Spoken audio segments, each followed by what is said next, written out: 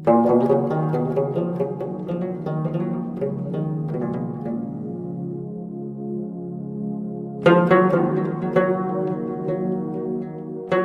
د هو په نښه سر وخوځاوه.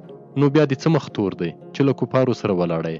د ماریا سر وځړېد. وړانګې وویل هر رنګه چې وي زما وراره یې بچ کړ، د زړه رحم لري. ځوان وویل خور یې جامې یې وربدلې کړه، د عسکري کالي یې ښه نه دي، خطر لري.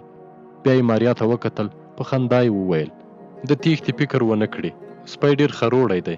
ځوان ګام واخیست، بیرته ودرېد. ښځو ته یې مخ ور واړاوه. ورو یې وویل هغه ماین یې ویست، نه پوهېږم چې له کومه وپوهېدل. ما رمه پیایله، د غونډۍ له سره مې ورته کتل، خو کتار تر زړې ژرندې یو څه لرې ودرېد. 2 تنه له یوه موټره کوز شول او مین ته نیغ ودرېدل. ځوان سلام وګرځاوه، څادر یې ټول کړ، ولاړ شو. سترګې یې رډې راوختې. ماریا د کېږدۍ څنګ ته ولاړه وه. ګڼ کوچیاني کمیس یې په تن و. د کمیس په لمنې پورې یې سپینو روپیو ټال خوړ. لستوڼو ته یې ګونګړوګان ورلوېدلي وو او ټټر یې له شنو مریو ډک و. ځوان نږدې ورغی. جلۍ ته یې په لومړي ځل په ځیر وکتل.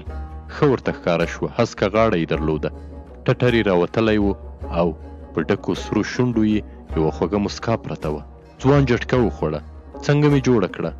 څوک به دا ووایي چې کوچۍ نه ده؟ ها؟ ځوان خپلې خور ته وکتل، تر څنګ یې ولاړه وه، ویې خندل. بلا یې بلا. وروسته کېناست، د سپي په غټ سر یې لاس تېر کړ.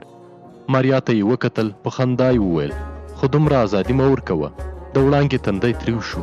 لالا وبال لري، چیرې به ولاړه شي؟ یوې خوا ته دښته ده، بل لور ته غونډۍ.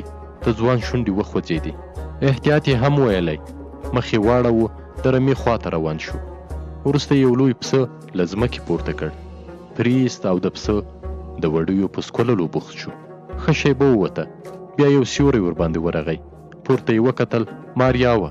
بیرته یې سر وځړېد. نجلۍ وویل مننه. د ځوان شونډې وخوځېدې. څه معنا؟ کور ودان د څه لپاره؟ زه دې 2م ځل ونه تړلم.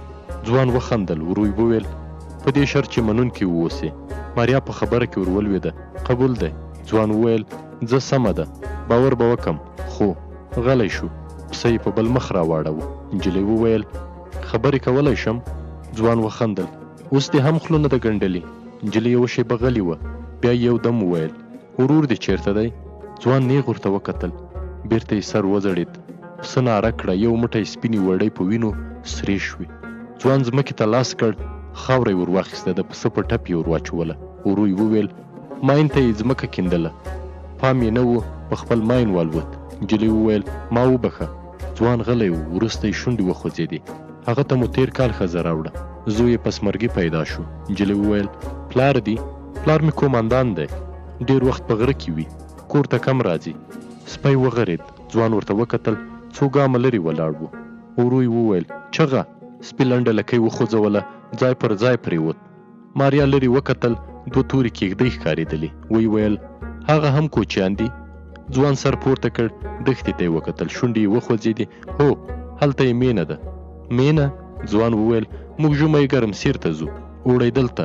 د کوچیانو مینې معلومې دي، داسې لکه د جایي و چې کور کله یې معلوم وي. څوک دا حق نه لري چې د بل یو په مینه کې واړوي. ځوان غلی شو. په بیا تی پورې یې نښتې وړۍ لرې کړې. ورو یې وویل څړځایونه مو هم سره ویشلي دي، هر قوم خپل څړځای لري، بل ځای رمې نشي پیولی. ځوان غلی شو. نجلۍ وویل لاړم. ځوان وړۍ سکوللې. نجلۍ یوه شیبه ودرېده. ځوان ور ونه کتل. وروسته روانه شوه. سپي سر پورته کړ. نجلۍ ته یې وکتل. بیرته یې د مخکینیو غځېدلو پښو په منځ کې وربس کېښود. ماریا یوه جونګي ته ور وګرځېده. جونګي هسکه غاړه نیولې وه، ژامه یې خوځېدله، شخوند یې واهه. یوه شیبه له جونګي سره ودرېده. بیا یې وړانګې ته پام شو. پیاز یې وړول. ورغله د هغې تر څنګ کېناسته. ورو یې وویل په اشپزي کې څنګه یې؟ څه دیګ کولی شې؟ وړانګې وخندل. لندې غټې سترګې یې ور واړولې. ورو یې وویل په ښوروا کې تکړه یم. ماریا کاسې ته وکتل. د پیازو په غوڅو شویو ځایونو باندې د چاړې تورې خیرې ښکارېدلې. دا وخت یو غږ شو. 2 ټیټې هلیکوپټرې راغلې. ځوان منډه کړه. ماریا یې تر مټ ونیوله. دواړه کېږدۍ ته ننوتل. دروند غږ کېږدۍ ولړزوله. ماشوم وچونګېد. ځوان سوړه سپېلی وایست. د ماریا سترګې رډې راختلې وې. بوډۍ د هغې نغوره وړانګه کېږدۍ ته ورننوتې. دوی وارخطا وې.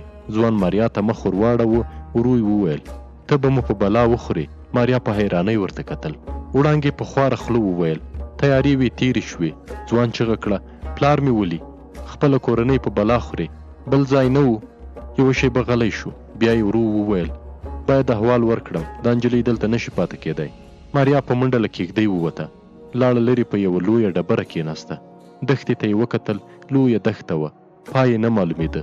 تر یوه ځایه خړې سپاندې ولاړې وې، وروسته سپېرې شګې ښکارېدلې. بېرته یې سر وځړېد، تر یوې وړې تیږې د خرمښکۍ خړه لکۍ راوتلې وه. څنګ ته یې تور میږیان لیکه روان وو. یو دم یې پر اوږه لاس ولګېد، ورمېږ یې کوږ کړ، څنګ ته یې وړانګه کېناسته، تر ډېره غلې وې. وروسته ماریا په ژړغوني غږ وویل هغوی به مې ووژني. وړانګې د نجلۍ پر ورانه لاس کېښود، شونډې یې وخوځېدې. غم مه کوه، زه خو یم. ماریا د هغې پر اوږه سر ولګاوه، یو دم یې وژړل. وړانګې د نجلۍ په تورو ویښتو کې ګوتې تېرې کړې. ورو یې وویل زړه دې غټ ونیسه. ماریا ژړل. وړانګې په حیرانۍ وویل ولې دې لاس ونیو؟ د ماریا شونډې وخوځېدې. وږې نه یم، خو تا هېڅ هم نه دي خوړلي. سهارنۍ ډوډۍ مې ماسپښین له غولي راپورته کړه. ځوان په ډکه خوله وویل څه یې کوې؟ زړه ته به یې نه کېږي. ماریا ولاړه شوه، 2-3 ګامه لرې کېناسته. د باندې یې وکتل، اسمان له سپینو ستورو ډک و. بېرته یې په کېږدۍ کې ناستو کسانو ته سترګې ور واړولې. تر دسترخوان 4 تنه راتاول.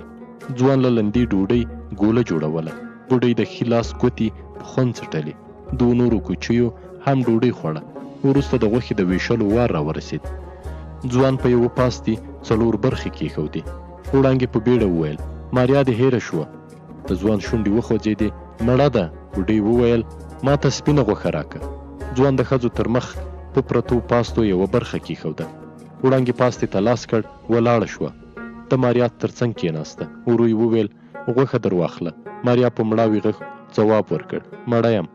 ځوان هغې ته وکتل، د مخ پر یوه خوا یې د لمپې رڼا لګېدله. بېرته یې سر وځړېد. ورو یې وویل دومره یې مه نازوه. ښه شېبه ووته، کاسې پورته شوې، دسترخوان ټول شو. وړانګې هډوکي او اتامونه د باندې ویستل، د غوړو په یوه سکڼل شوي زاړه ټیم کې یې واچول. ورو یې وویل تو سپي منډه ور واخیسته. کوچۍ بېرته کېږدۍ ته ننوته. ځوان ولاړ شو، موټر سایکل یې وښوراوه. په ټانکۍ کې تیل وجړبېدل. بوډۍ وویل چېرته ځې؟ ځواب یې ورکړ مرکز ته. غلی شو. ماریا ته یې وکتل، ویې ویل پلار ته وایم چې دا بلا دې له دې ځایه ورکه کړي. وړانګه په خبرو کې ور ولوېده. نه دا ځای ورته ښه ده، په کومه بلا یې ونه خوري. ځوان ورو وویل په موږ یې څه، که یې وژني که یې بل ځای بیایي، خو دلته نشي پاتې کېدی. د وړانګې سر وځړېد. وبال لري. د بوډۍ ګونځې شونډې وخوځېدې. شېرګله زویه، خور دې بده خبره نه کوي، تور سرې ده. وړانګې په بیړه د خبرو وار ونیو. په خواست یې وویل خدای که یې د تیارو پلار رانه وپېژني. ته ورته وګوره، سمه دمه کوچۍ ده. ځوان یوه شېبه ودرېد. موټر سایکل یې پرېښود، له کېږدۍ ووت. وړانګې ماریا ته وکتل، د هغې په سترګو کې اوښکې ولاړې وې. ورو یې وویل له وروره مې خوا مه بدوه، په زړه کې څه نه لري، بس لږ غوسناک دی. یوه شېبه غلې وه، بیا یې د نجلۍ لاس ونیو. ویې ویل راځه چې د باندې ووځو، ښه باد لګېږي، پام به مو غلط شي. ماریا ولاړه شوه. دواړه له کېږدۍ ووتې. 2 ګامه لرې په یوه لویه ډبره کېناستې. نرم باد چلیده، چپه چوپتیا وه. یوازې کله کله به په غاښونو د هډوکو د ماتېدو کړه ساه پورته شوه، او ډېر لرې به یوه شغال ناره کړه.